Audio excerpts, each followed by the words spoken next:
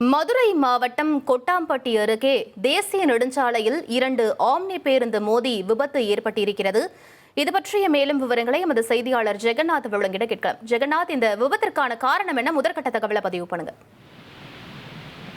வணக்கம். மதுரை மாவட்டம் கொட்டாம்பட்டி அருகே தேசிய நெடுஞ்சாலையில் 2 ஆம்னி பேருந்துகள் மோதி தற்போது விபத்துக்கு ஆளாகியிருக்கிறது. குறிப்பாக கொட்டாம்பட்டி அருகே இந்த பள்ளம்பட்டி நெடுஞ்சாலையில் சாலையோரமாக ஒரு ஆம்னி பேருந்து நின்று கொண்டிருந்தது. அதன் மீது மற்றொரு ஆம்னி பேருந்து பின்பக்கமாக இடித்து விட்டிருக்கிறது. இதனால் சாலையோரத்தில் உள்ள மின்கம்பத்தில் மோதி இந்த விபத்தானது ஏற்பட்டிருக்கிறது என்று கூறுகிறார்கள். இந்த விபத்தில் பார்த்தீர்களானால் பேருந்துகள், குறிப்பாக 2 பேருந்துகள் இருந்த 15 பயணிகள் படுகாயங்களுடன் சிகிச்சைக்காக மேலூர் மற்றும் மதுரை அரசு மருத்துவமனையில் தற்போது அவர்கள் சிகிச்சைக்காக அனுமதிக்கப்பட்டிருக்கிறார்கள்.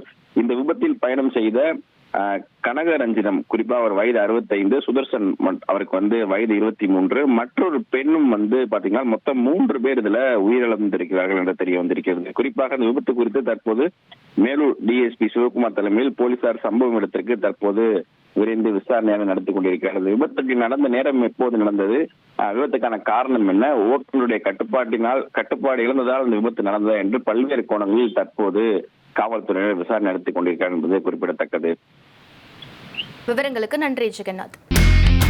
இனி செல்லும் இடமெல்லாம் செய்தி. தந்தை டிவியின் வாட்ஸ்அப் சேனலை ஃபாலோ பண்ணினா செல்ல இருக்கும் இடமெல்லாம் செய்தி. இதோ QR கோட், இப்பவே ஸ்கேன் பண்ணுங்க, ஃபாலோ பண்ணுங்க.